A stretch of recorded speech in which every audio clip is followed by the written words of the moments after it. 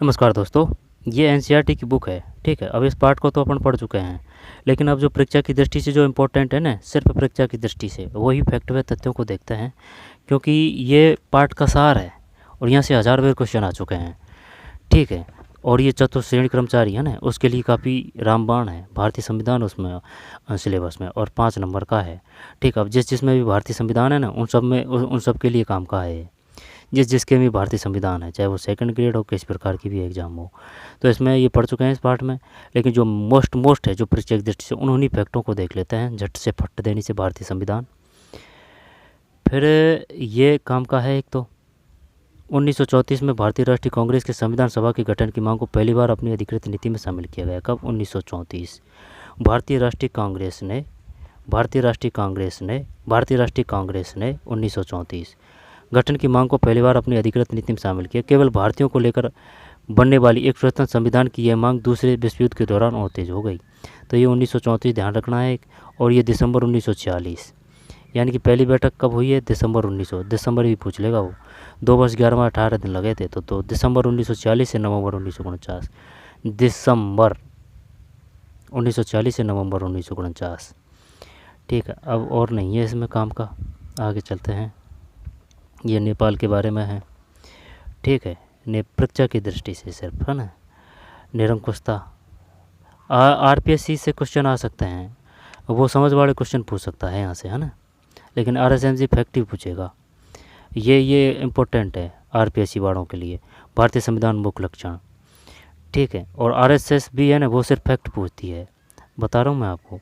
जैसे भारतीय संविधान मुख्य लक्षण, भारतीय राष्ट्रीय आंदोलन। ठीक है, बताइए उप प्रधानमंत्री कौन थे? सरदार वल्लभ भाई पटेल। ये क्वेश्चन आ चुका है। कितने सदस्य थे? 300। और गठित की गई संविधान सभा के सदस्य थे 1946 में गठित की गई थी। कब की गठित की गई थी? ये गठन भी पूछ चुका है वो। तो 300 लोगों ने योगदान दिया था। 300 लोगों ने योगदान दिया था। 300 लोगों ने 300 लोगों ने योगदान दिया था। ठीक है, 268 है कि वो कितने थे, है ना। तो 300 ध्यान रखना है। और 1940 में गठित की गई संविधान सभा 1940। इसके बाद में संविधान सभा के जनक कौन है? डॉक्टर भीमराव अम्बेडकर, है ना, यही आएगा यहाँ से। इसके बाद में संघवाद। ठीक है, संघवाद, संसदीय शासन पद्धति कथन किसका है? आम आदमी और लोकतांत्रिक शासन की सफलता में गहरी आस्था का द्योतक है और इस विश्वास पर आधारित है कि वैश्य मताधिकार के जरिए लोकतांत्रिक सरकार की स्थापना ज्ञान दिलाएगी। लोकतांत्रिक सरकार, वैश्य मताधिकार, अय्यर जी का कथन है। ये बड़ी एग्जाम में आ सकता है। यह आम आदमी के कुशलक्षेम, जीवन स्तर, सुविधा और बेहतर जीवन स्थिति की प्रोत्साहन देगी। इसके बाद में शक्तियों का बंटवारा। ठीक है, शक्तियों का बंटवारा। राज्य से मतलब देश से है, संप्रभु। ठीक है, समानता का अधिकार। और समानता का अधिकार में क्या है? स्वतंत्रता का अधिकार। शोषण के विरुद्ध में क्या है? 14 से कम है, ध्यान देना। जबरिया श्रम और 14 वर्ष से कम उम्र के बच्चों की मजदूरी पर रखना अपराध है। 14 से कम है ये शोषण के विरुद्ध अधिकार में। धार्मिक स्वतंत्रता का अधिकार, सांस्कृतिक और शैक्षणिक अधिकार, और संवैधानिक उपचार का अधिकार। तो संवैधानिक उपचार का अधिकार, यदि किसी नागरिक को लगता है कि राज्य द्वारा उसके किसी मौलिक अधिकार को उल्लंघन हुआ है तो उस अधिकार का सहारा लेकर वह अदालत में जा सकता है। संवैधानिक उपचार का अधिकार। सांस्कृतिक और शैक्षणिक अधिकार, संविधान में कहा गया है कि धार्मिक या भाषाई सभी अल्पसंख्यक समुदाय अपनी संस्कृति की रक्षा और विकास के लिए अपने शैक्षणिक संस्थान खोल सकते हैं। संस्कृत, वैसे नाम से ही पता चल रहा है ना।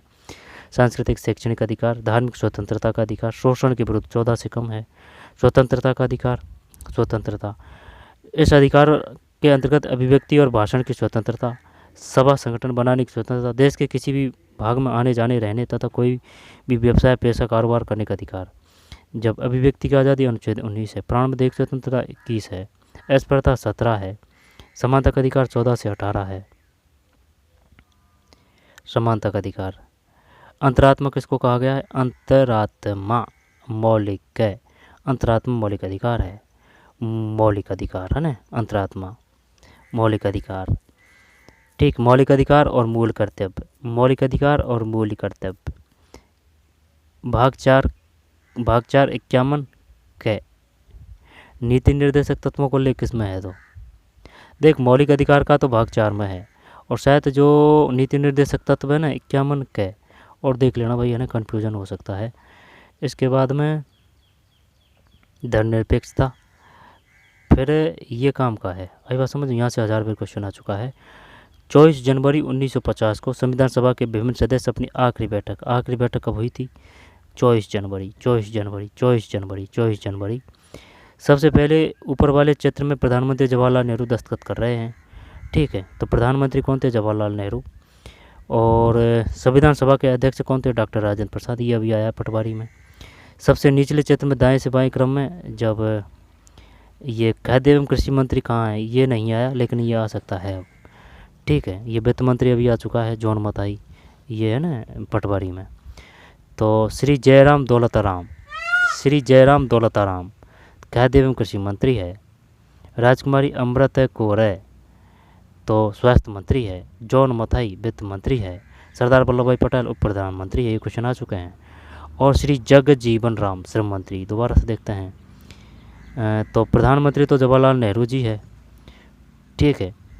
और अध्यक्ष डॉक्टर राजेंद्र प्रसाद है। ड्राफ्टिंग कमेटी के अध्यक्ष डॉक्टर भीमराव, डा से ड्राफ्टिंग, डा से डॉक्टर भीमराव अम्बेडकर। और संविधान सभा के अध्यक्ष डॉक्टर राजेंद्र प्रसाद। फिर श्री जयराम दौलतराम खाद्य एवं कृषि मंत्री है। राजकुमारी अमृत कौर स्वास्थ्य मंत्री है। डॉक्टर जॉन मथाई वित्त मंत्री है, सरदार वल्लभ भाई पटेल उप प्रधानमंत्री है। श्री जगजीवन राम श्रम मंत्री है ना, ये एरिया। जवाहरलाल नेहरू, सरदार वल्लभ भाई पटेल जी, राजेंद्र प्रसाद जी, पंडित जवाहरलाल नेहरू, ठीक है। तो यही था इसमें, है ना, यही था इसमें। इनको अच्छी तरीके से देख लेना भाई, यहाँ से क्वेश्चन आएंगे पक्का, ठीक। तो चलिए मिलते हैं कोई और वीडियो में, ठीक। धन्यवाद।